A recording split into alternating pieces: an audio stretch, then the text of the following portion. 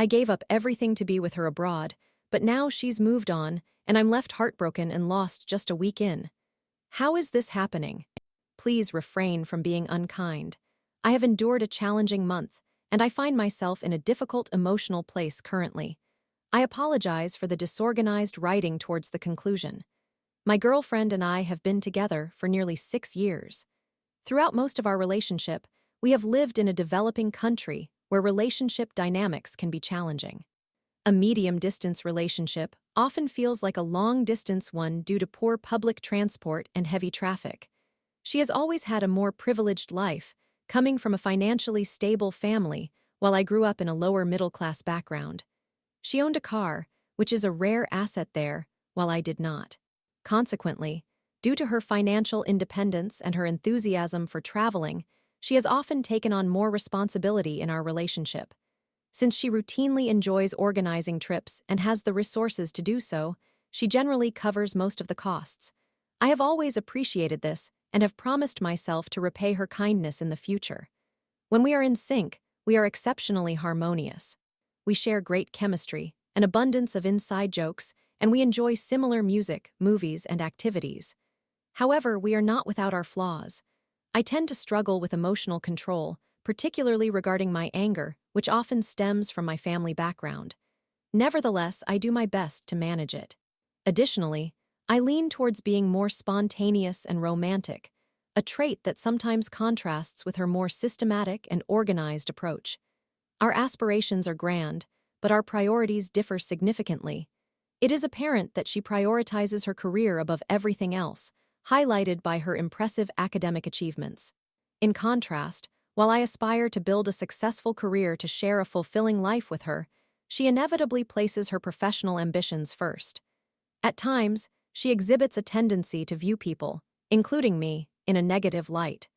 There have been instances when she has accused me of lacking dreams and ambitions, which can come across as condescending. She occasionally makes me feel inadequate about my accomplishments, which, although significantly smaller than hers, still ought to be acknowledged for their value.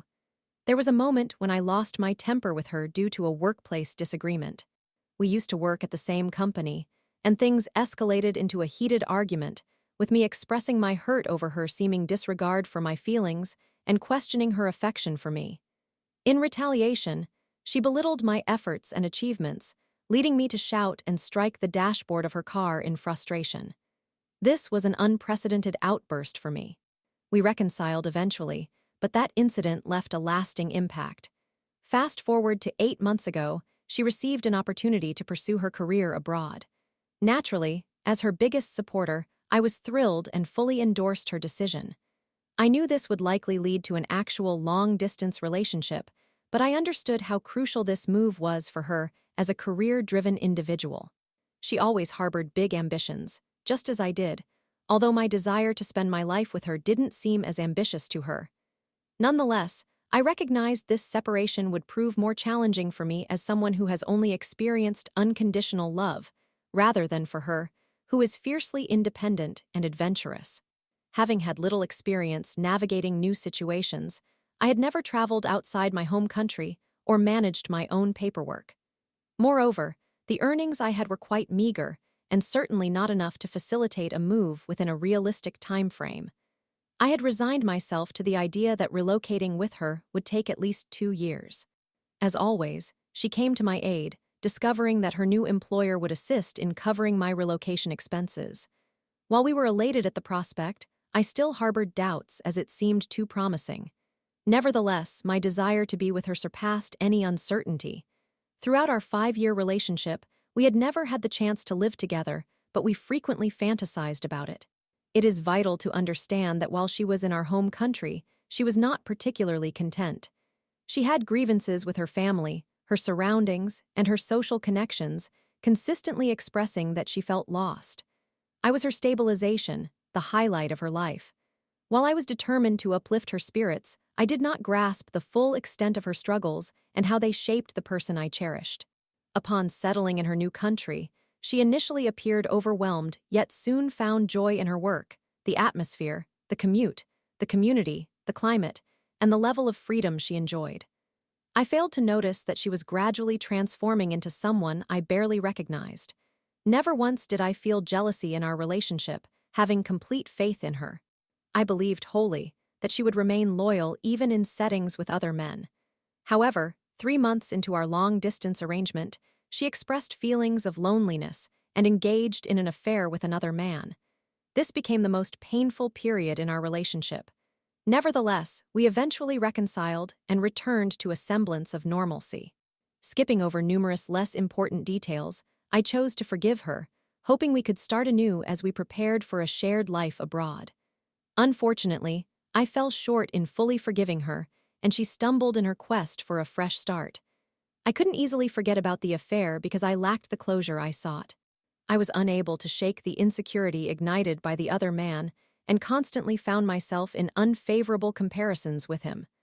Although I could appreciate that she ultimately selected me and was willing to give us another chance, I found it impossible to stop reflecting on the past. Once we began living together, it became unbearable within a week. Every aspect of her apartment reminded me of her and the man with whom she had an affair. One day, while alone, I pried into her belongings and discovered files related to the other man, which I deleted. When she uncovered my actions, she was furious and accused me of violating her privacy, and a fierce confrontation ensued. The argument escalated to a screaming match and became slightly physical. In that moment, she ended our relationship, claiming it was the final breaking point. Now, I am unable to accept this turn of events.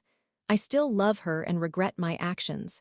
I regret my invasion of her privacy, which ultimately only harmed me. I'm also remorseful for my reaction out of anger, which unintentionally caused her physical discomfort and fear. I realize that I have been naive. I fully trusted her, never considering the possibility of a breakup.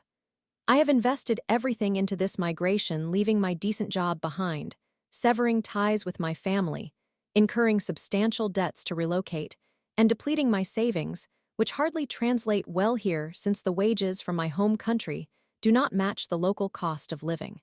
My visa depends on her, and if our relationship dissolves, I would face immediate repatriation. But that is the least of my worries. I do not want to lose her. She is reluctant to grant me another opportunity, but I genuinely believe I can improve. All our shared dreams are within reach, yet she chooses this exact moment to abandon our aspirations. It is profoundly frustrating because we have yet to properly experience living together. We barely had a week of coexistence before conflicts erupted. For a month now, I have been relegated to sleeping on the couch, left isolated without friends or a job while she socializes with friends and is already seeing other men. It only took her a few days post-breakup to start dating again. This deeply wounds me. I struggle to comprehend why she would give up on something that took immense effort from both of us to build. With my flight back home scheduled for next week, I fear that this truly signifies the end. It pains me to see how quickly she has moved on, seemingly without hesitation. It feels as if this new environment is turning her into someone I barely recognize. She has transformed into someone who no longer needs me and appears indifferent regarding my sacrifices to be here with her. Now, I am faced with the prospect of returning home, heartbroken and directionless. I still wholeheartedly believe in us. My heart insists that we can still find happiness together, but I suspect she is easily overwhelmed by the newfound freedom she experiences, something she did not encounter back home. It appears to be simple for her to overlook our relationship amid the multitude of new opportunities surrounding her. I am uncertain about my next steps. I do not want to part ways. I do not want to lose her. Yet, it feels as though she is already moving ahead, while I am left clinging to our past. How do I even start to accept this? Story 2. I tried a vape sample at a cannabis event, panicked, thought I was dying, called my mom, and hung up mid-crisis. What a night. This incident did not occur today. It took place approximately 1 year ago. The important thing is that while this event unfolded, I chose to document it. Slight spoilers, I believed it would help me relax. I have revised the text to improve clarity and fill in some details. Whenever I add an edit, I will indicate it in parentheses. However, I have preserved the punctuation and some amusing typos. For the most part, I composed this while in a different state of mind, and since I am no longer employed at that job, it is safe to share. First, an introduction written by my current sober self. I previously worked for a company that manufactures cannabis products. The cannabis industry is relatively small, so I cannot divulge too much information, but it was not a dispensary. It produced some of the goods sold at dispensaries. Think of someone employed by Coca-Cola, but not the convenience store that sells it. Despite everything, this employment was 99% of the time an office position. I was situated in a cubicle and completed paperwork. The air had the typical office scent. Landline phones would ring. There was a vending machine. However, occasionally I would assist in operating a booth for our company at events. Indeed, in states where cannabis is legal, cannabis events exist. These typically take place in nightclubs, so I essentially got compensated to attend nightclubs during the weekends. At one point, I even went to drag bingo. However, this was not drag bingo, it was a club, and it was one of the first events I attended. Since we had a booth, we offered samples, and one of our products was, again, quite specific to the company, so I cannot elaborate, but it was essentially a shot of vape smoke. I knew we had them available and asked my coworker if we could share one. She agreed. The catch was that I had very little experience when it came to smoking or vaping. Now, I will let my intoxicated self from last year set the scene. I do not consume cannabis, not for any moral reasoning. I have sensitive lungs and am on medication that can provoke anxiety when combined with cannabis. I have tried edibles occasionally, but occasionally means about twice in the past 5 years. And you know those videos featuring long-haired women in snug tank tops taking a hit and exhaling with an ethereal grace? That was the persona I was trying to embody tonight, and this was the final component to turn my dreams into reality. I inhaled a long, full breath of this substance and exhaled a cloud far too ungraceful to warrant the next hour I was about to endure. I released my tiny puff.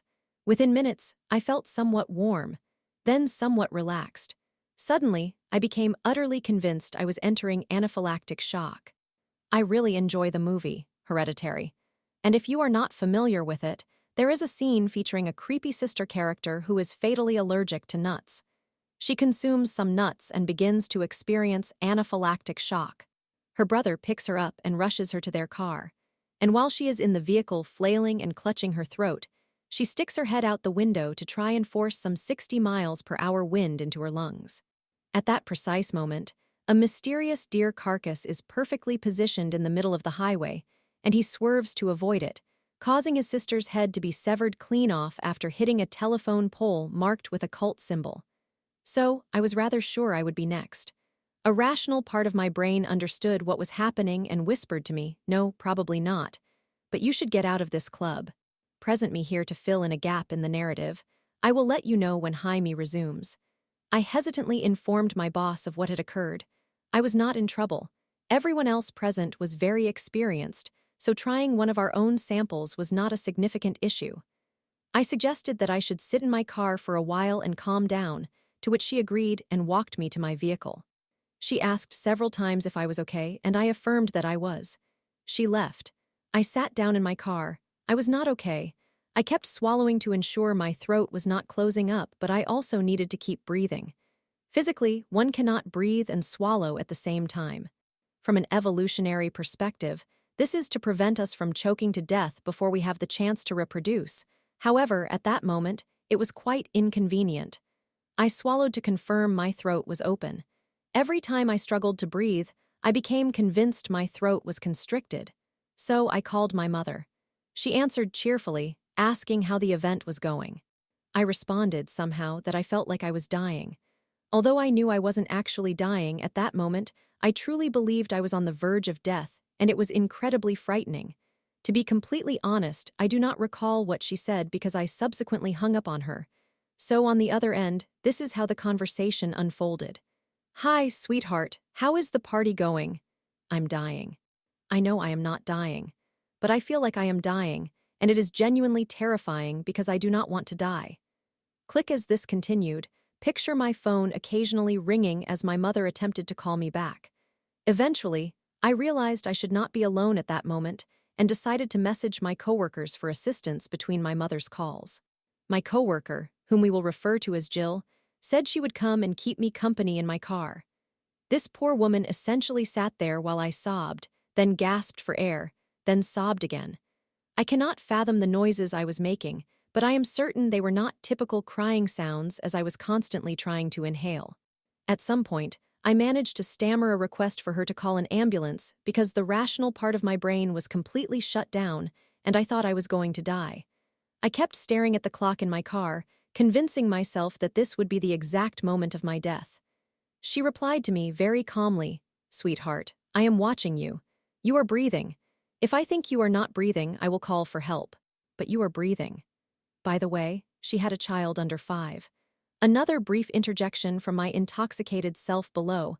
My coworker shared with me while I pleaded for her to call an ambulance about an incident involving our boss's husband, who apparently became extremely inebriated at the company Halloween party, so now I have that for leverage.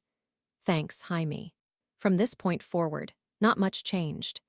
Eventually, Jill was replaced by my boss, who provided me with some CBD oil in a dropper, advising me to let it dissolve under my tongue in order to help me relax.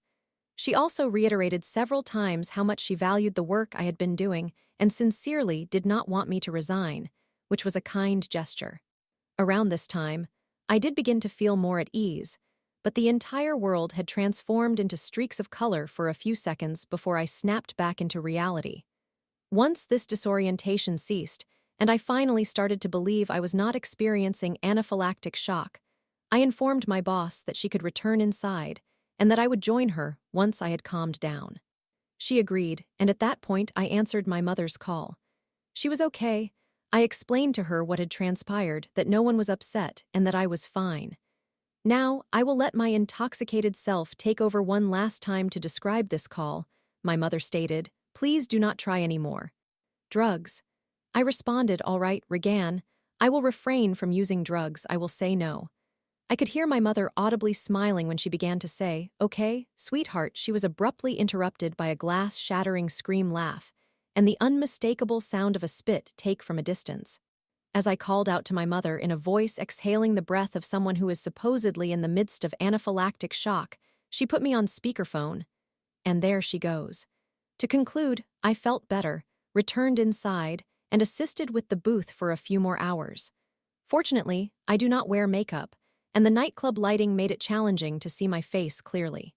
My coworkers and boss even allowed me to dance a bit longer. I am unsure if they felt guilty or simply wished to keep me away from the booth. A few months later, I would unfortunately be laid off from that job, which was disheartening because I genuinely enjoyed working there, but life goes on. I was a recent hire during a financially challenging time for the company. They let go of around 1/3 of the employees. Oh, and I was utterly convinced that this entire episode lasted at least an hour. I would later find out on Monday that, in reality, it only lasted about 15 minutes. In summary, I was at an event for the cannabis company I worked for, tried a sample, and became convinced I was about to have an experience similar to that of an Ari Aster character, all while putting my mother through the most stressful 15 minutes of her life. Story 3. I chose my girlfriend over my family, and now they're threatening to cut me off financially. OMG, what do I do? I, 21 male, typically do not rely on external sources, but I am feeling rather confused and sincerely need assistance that is as impartial as possible. To provide some background, I share a close relationship with my parents, and I am an only child. Here is the complete narrative from my viewpoint in December 2023. My girlfriend and I had been in a relationship for 2 years. My family was hosting our Christmas gathering for my father's side, and she was invited. However, we had the Christmas celebration for my mother's side immediately afterward, and my girlfriend was not invited to that one. My mother's side has always been quite private regarding family matters, and that is just how it has been. Anyway, the situation took a turn when my father's side lingered longer than expected, and once they departed, we had to hurry to get ready. We couldn't simply usher them out at a particular time, as that would have been disrespectful. My girlfriend had also prepared a more personal Christmas gift for my mother as a sign of respect and admiration, since she lost her mother when she was young. Unfortunately, this gift exchange did not occur because my mother was in a rush, and I ended up having to ask my girlfriend to leave. She was blocking my car, and she needed to exit so I could depart. There were no hugs exchanged. She just left, visibly upset and stressed, as was I. After she departed, she experienced a panic attack and called me. I did my best to calm her down before heading to the Christmas gathering. Later, my mother noticed I was upset, and when I explained, she reacted explosively. She perceived my girlfriend's actions as seeking attention and disrespectful within her home. My mother believed my girlfriend should have been grateful for the invitation and simply left, thinking my girlfriend was looking for an invitation to the Christmas event. This was the most difficult moment I had witnessed my girlfriend endure, not only because she was so distressed, but also due to the severe ankle injury she was still recuperating from at the time. My parents insisted that I needed to end our relationship based on what transpired. I resisted their suggestion, and we remained together, but my girlfriend was not permitted to visit our home and has not seen or communicated with my family since. This situation marked the beginning of the complications we faced. We tried to continue going out on dates and spending time together at school. We attended the same community college during this period, making efforts to maintain our relationship. However, every time I returned home, if something seemed amiss, my parents reacted angrily. Whenever I attempted to address the situation, they expressed their desire not to speak with her, so I discouraged my girlfriend from reaching out, fearing it would exacerbate the problems. Eventually, as May approached, we were preparing to graduate from community college. On graduation day, I experienced anxiety due to the stress of having my girlfriend and family present, and the need to keep them separated to avoid drama, while I was also nervous about delivering a speech. Fortunately, everything went smoothly. We continued to date over the summer, but my parents were adamant in their disapproval, leading to some harsh confrontations. Minor issues would arise, typical of any relationship, and they would make disparaging comments about her. They refused to consider that any of their judgments might be incorrect or not entirely accurate. Then, my girlfriend and I were set to transfer to different four-year universities and prepared to manage a long-distance relationship, 2.5 hours apart. Nonetheless, my parents were clear about their reluctance for me to visit her or for her to visit me. Consequently, I honored their request. During my first semester, I did not travel to see her. I joined a fraternity as a junior, and she attended my semi-formal event, but that was the extent of our interactions. I saw her again for my birthday in October and at the semi-formal in November, but that was primarily it. By this stage, we had been together for approximately 3.5 years. During Christmas in 2024, the situation remained unchanged. My parents continued to urge me to end my relationship with her, and were immovable when I expressed my desire to see her for Christmas and her birthday, which falls in December. I remember my mother making a remark about me still being together with her and questioning whether I was prepared to jeopardize our family over this. Throughout the semester, my mother also expressed concerns about me being away, and while I understood her difficulty, there was a persistent urge to return home, particularly since home is only an hour away from my university. We spoke almost daily to check in and stayed connected, but the transition of moving out and away was challenging. However, returning home for winter break reignited the tension regarding my girlfriend, and I found it overwhelming. I simply craved a break from her, from my family, from the entire situation. In retrospect, I acknowledge that perhaps this reaction was excessive, but I was deeply unhappy managing it all. For context, during this time, my parents reviewed my phone records and had read my previous messages with her. Thus, I did not see her for Christmas, her birthday, or New Year's.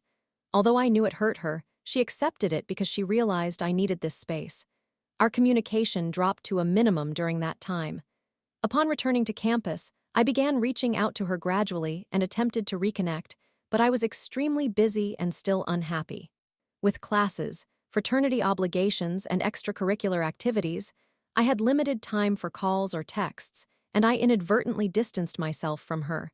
She also made some poor choices concerning our relationship by confiding in others instead of me, suppressing her feelings and failing to communicate. Eventually, she did a few things that upset me, leading me to abruptly end our relationship. This occurred in mid-January. Initially, after the breakup, I felt fine, but a persistent feeling of sadness lingered. I genuinely missed her.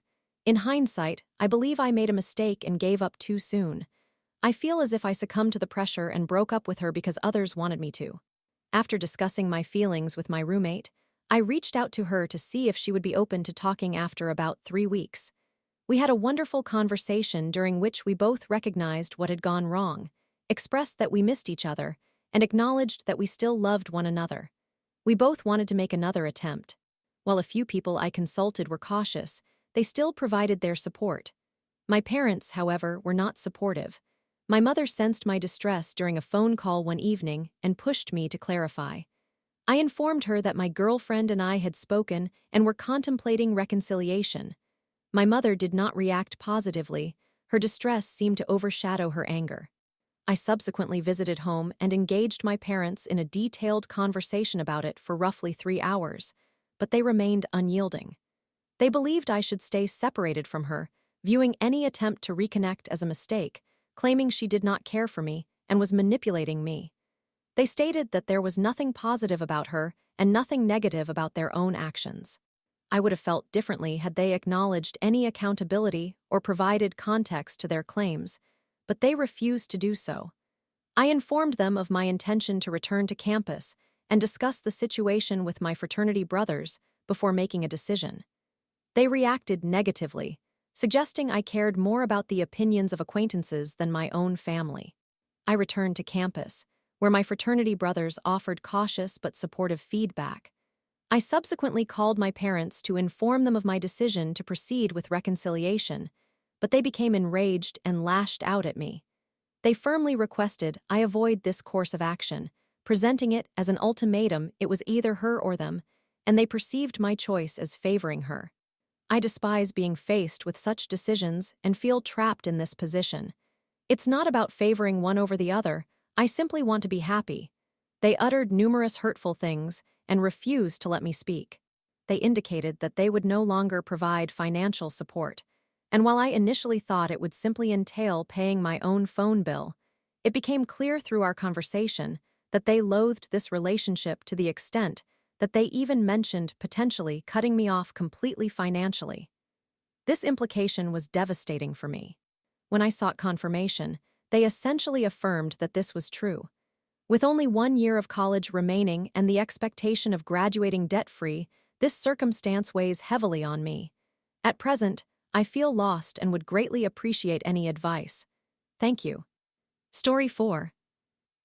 Big boss called me after I quit, then showed up unannounced. A hole got fired on the spot. Talk about a wild exit.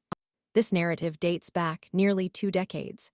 To provide some context, I was employed by a cable television company at that time. The call center where I worked had been staffed with individuals recruited from dial-up support companies nationwide to facilitate a new super-fast broadband service being trialed in the country for the first time, 500,000 connections. I mention this because it meant that our call center was populated with some of the top support engineers in the nation, some of the most intelligent individuals I have ever encountered. After about a year in that position, 4 of us were tasked with investigating complaints directed to the managing director, hereafter referred to as the big boss, regarding the service. Mostly, these complaints came from the original brand Karens of the day, but occasionally, the customer lodging a complaint was someone of considerable importance who required a more sensitive approach. It became apparent that the 4 of us possessed distinctly different skills that complemented one another perfectly.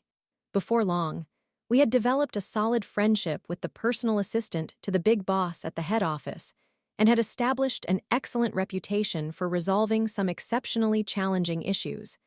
This was before the existence of Google, so being competent meant you truly understood your subject matter, rather than simply knowing how to look it up.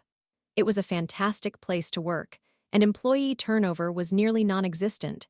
Since all our staff came to us with experience, we knew precisely what we were getting into. That was until the arrival of the new director, henceforth referred to as a hole. A hole had transferred from another customer service call center within the company. He was technically incompetent, to put it mildly. In fact, this individual once told me that directors did not utilize Excel, only Word, so I needed to transfer all the spreadsheet data into a Word document for him to amend and present his fabricated figures as evidence that everything was fine. It turned out he had no understanding of how Excel functioned. In any case, things were not going well. During his short tenure, he had managed to alienate much of the most skilled staff. He attempted to pressure the team into becoming mere script-following automatons, enforcing a policy where each case had to be resolved in a specified number of minutes. We were tasked with reconstructing TCP/IP stacks, modifying registries, and even guiding some individuals through Windows 98 reinstalls. Have you ever tried to walk your grandmother through changing a ringtone over the phone? Now, try to envision instructing her on how to reinstall Windows while two companies vie for the honor of wreaking havoc on her computer. Now combine that with the pressure of having to accomplish this in 10 minutes. Otherwise, you are summoned to a Hole's office to be berated for screwing up his figures. Morale plummeted, and we began to lose our best employees. The head office sensed something was amiss and communicated that the big boss would be visiting for a meet and greet session. This message went through a hole, and naturally, on that day, several of the more outspoken team members were scheduled off. Those chosen to meet with the big boss were, to put it mildly, sycophants or individuals who had been instructed on what to say out of fear. Consequently, the big boss left believing that everything was fine and assumed there must have been some alternative explanation for the issues at our site. My breaking point arrived when my team was given an unachievable assignment. By this time, I had already submitted my 30-day notice. I was about to become a father and needed to pursue a proper career. He requested a flowchart detailing every possible fault we encountered and its corresponding solution, and he expected it all to fit on a single A3 sheet of paper. We voiced our objections, he demanded compliance, and ultimately, we failed. We faced criticism. Our manager faced criticism, and let me tell you, she defended us fiercely. We futilely attempted to explain the nature of the calls, emphasizing that we were compensating these exceptionally talented individuals to assist users who had just powered on a computer for the first time, made a mistake they didn't realize was ill-advised, and consequently disrupted their machine. When the internet failed to function, it became our problem to address. His passionate response, at a volume that could be compared to a jet aircraft taking off, "I do not care. Let me make this clear to you. You are nothing and I am the director. When I instruct you to do something, you will comply or I will terminate every single one of you. I can replace any of you whenever I please because you are nothing but a herd of cattle. Now, leave my office." I returned home furious. My then-girlfriend, who was pregnant with our first child, also worked at the same office, so while I was able to escape, she would have to continue dealing with a Hole. Knowing how he intended to treat my friends and family, I felt compelled to take action. I had no idea what I could do. On Friday, I went to work, ostensibly to bid my farewells and handle the exit interview paperwork. One of those goodbyes included a phone call to the big boss's personal assistant. My departure was a surprise because I had been specifically forbidden from informing anyone about it the previous month by, you guessed it, a Hole. She inquired why I was leaving, and I provided her with the details. She then asked if I minded her relaying my comments to the big boss. I will admit, I did not genuinely believe anything would come of it, but I thought, why not? I replied, sure. She responded with, I'll get back to you shortly, and then ended the call. 20 minutes later, she contacted me to say that the big boss wished to speak with me and requested my personal mobile number. I provided it, and a few minutes later, the big boss himself called. The next 30 minutes were spent outlining my reasons for leaving, explaining why we had lost nearly 100 employees already and had 18 resignations that week alone. Why didn't I hear about this during my recent visit? He asked, so I recounted the personnel shuffle and the threats. This was my moment, and I seized the opportunity. I said, look, big boss, I understand all you have is my word, and I could just be a disgruntled employee, but my friends and family will have to continue working here long after I leave. When I say family, I specifically mean my pregnant girlfriend, so I must take action. If you wish to uncover the truth, here is what you should do. 1. Arrive unannounced on site for a day. 2. Send out your own email to the site as soon as you arrive, allowing no time for a Hole and his supporters to engage anyone. Instruct them to come to you with any concerns. 3. Here is a list of individuals who should corroborate much of what I have said. The rest are free to decide if they want to take action. Then you can determine if I am a disgruntled employee. After a bit more discussion, the call concluded, and I returned to say goodbye to everyone. I informed a few colleagues, including my manager, of what I had done and urged them to inform the big boss of what was occurring if he did show up. I then bid everyone farewell and mentioned that I would see them at the mass farewell gathering at the end of the month. The following Tuesday, while I was at my new job, I received a text from my girlfriend, "Incredible. The big boss is here unannounced." I received more texts from other former colleagues conveying similar messages. From the information I gathered afterwards, the big boss did precisely as I recommended, and it unfolded much as I had anticipated. There was a long line of employees waiting to speak with him. That evening, a hole was summoned to the big boss's makeshift office, and after that meeting, he left the premises. He was never seen again. I did receive a call from the big boss. While he could not share specific details, I was relieved to learn that I was not a disgruntled employee. The farewell gathering was enjoyable, I think. Upon arrival, I was informed that I would not be responsible for any drinks that night. After that, my memory transitions from hazy to completely blank. The hangover I experienced over the next 2 days was harsh, but entirely worthwhile. Update: several people have inquired if I discovered anything further about a hole after that situation, so I began researching. I looked again on platforms like LinkedIn, and after considerable searching, common name, I entered the correct combination of name and company and located him. LinkedIn confirmed that he lost his job in 2001 when this incident occurred. He eventually secured a new position in 2002, but it seems he bounced around several companies, leaving significant gaps in his employment history. He has been seeking new opportunities for the past 4 years. Story 5. She confessed to sleeping with my toxic ex right before we rekindled our friendship. Just wow, how did I not see this coming? This will be a lengthy message, and I apologize in advance for any grammatical errors. There is a lot to unpack, so I am typing quickly. I am a 23-year-old female, and I have been living with my best friend, who is also 23, since our freshman year of high school. We have been friends for approximately 7 to 8 years and roommates for around 5 of those years. Throughout our friendship, we went through a falling out once. I was 17 at the time and involved with an awful guy. To make a long story short, one drunken night at a pool party, we ended up arguing with him after we had broken up. He arrived to provoke me. This confrontation escalated into a chaotic situation where everyone was hitting everyone, and her now ex-boyfriend got involved and damaged her car, causing a mess on all sides. Being young and foolish, I got back together with him the next day. Understandably, she ended our friendship because of this. Keep in mind that she was also in a toxic relationship, and I never judged her for it. Her reasoning was that he had hit her during the altercation, and she felt it was very wrong. We were all drinking and provoking each other, slapping phones out of hands, name-calling and throwing things, so it was chaotic all around. Fast forward, she reached out to me after about 6 months of no contact, expressing how we both have matured and that she wants to revive our friendship. At this point, it is crucial to introduce a character we will refer to as Alex. Alex was the guy I lost my virginity to when I was 15, and he was 19. I used to hang around people who lied about their ages, so I told him I was 18. He discovered my actual age a couple of days later and ended things with me. Then, a few months later, he contacted me with something along the lines of, "If you won't say anything, I won't." And back then, I was incredibly toxic and insecure, without parental guidance and burdened with significant sexual, physical, and emotional trauma. As you can see from my past behavior patterns, they were not particularly healthy.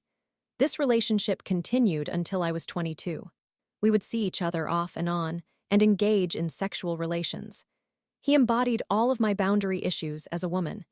It was an extremely toxic relationship that left me in tears every time I was intimate with him, as I was harming myself by being involved with him without realizing it at the time. I had an incident where he slept with one of my former friends. We weren't close anymore, but she knew he was off limits, and he told her to lie to me while he was simultaneously deceiving me and being unprotected with me. When I found out and confronted them, They both lied, and when she and I were no longer friends, everything came to light. My own pride still wouldn't allow me to let him go, leading me to continue that relationship with him after everything blew over. That is just a small fraction of the chaos I endured with Alex. Around the time that this happened, my best friend resurfaced in my life and reached out to me, wanting to repair our friendship. We got matching tattoos, and now we are roommates for several years, essentially navigating life together. I am now 23 and coming to terms with my queerness and sexuality, having been almost a year without sex. I have been working diligently on myself to become a better person. About 3 weeks ago, I had a dream where my best friend and Alex were intimate, and I felt hurt and angry. In the dream, my best friend was cold and dismissive of my feelings. When I woke up and was in the shower, we usually share our thoughts, so I told her about the dream, and she casually responded that it was just an insecurity dream. She experiences similar ones too. Later that day, while out for lunch, she said, "I have to tell you something." Essentially, she revealed that when we were not friends, she had sex with him one drunken night while under the influence of Xanax. Not that this makes it any better, and it happened just a week before she reached out to me to reconnect. She even mentioned, "Doing that made me think of you even more," which struck me as odd. I was in shock and deeply hurt. Having been drinking margaritas, I felt like flipping the table and throwing the pitcher in her face, but I managed to stay calm because we live together. We share bills, split groceries, and care for her foster sister together. While I was taken aback, I assured her that I still wanted to work on our relationship, but needed time to process everything. For the next 2 days, I was a mess, crying and feeling depressed. I barely ate. The following day, she invited a girl over, engaged with her, laughed, and drank in the living room while I was experiencing a meltdown. I found this very insensitive. At least she could pretend to care. Given our work relationship, I found it difficult to even look at her, and I could sense that she was somewhat annoyed by my reaction. I wished to withdraw completely, and as I reflected on all the times I had interactions with Alex and had told her, or vented to her about it, realizing he had come over to our various homes without her saying a word, intensified my feelings of betrayal. It felt like every time I needed her support regarding him had been a lie, and looking back at her reactions and advice left me feeling deceived. She always seemed cold, quick to change the subject, and for these past 2 years in our current house, despite my having had him over, she said nothing. I felt enraged and violated. After 2 days, we finally talked, and I expressed everything that had upset me, but her responses felt belittling and her tone was off-putting. I made it clear that the lying, especially while she knew I was involved with him and still invited him into our home, hurt the most. I pointed out that if I had known, I would have never continued with him, while instead, I kept being violated without knowing. My being taken advantage of was far more serious than her wish to protect herself and keep me around. She attempted to justify her actions by claiming that even if I had known, I probably would still have been with him, which baffled me. She backpedaled and tried to make it seem as if she wasn't deflecting responsibility. In the end, her apology fell flat, and the way she responded to my anger left me unsettled. I told her that I wasn't going to engage in tit-for-tat behavior or harbor resentment, as that would not help us move forward. I tried to brush it under the rug in the spirit of being a bigger person because I care for her deeply and have built my life around her. A couple of weeks later, we got into an argument after a night out because I was feeling unwell and didn't want to go to Waffle House. I tried to negotiate a compromise since I was still hungry, but I genuinely didn't feel good. This evolved into an argument.